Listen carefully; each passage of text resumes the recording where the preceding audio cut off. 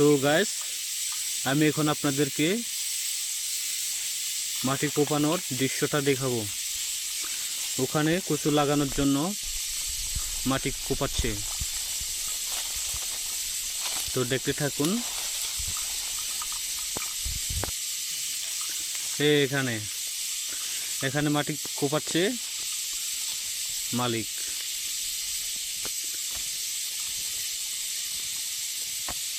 তো দেখেন গাইস,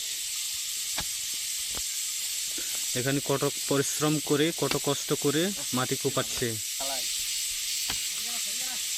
কচু লাগানোর জন্য। তো দেখতে থাকুন। আর নিচের সাইডে তিনজন আছে, ওখানেও কোপাচ্ছে। এখানে জায়গাটা দুইজনে, তো যার যার কোপাচ্ছে। এই হচ্ছে এনার, নিচের জায়গাটা হচ্ছে এনার, আর উপরটা ওনার।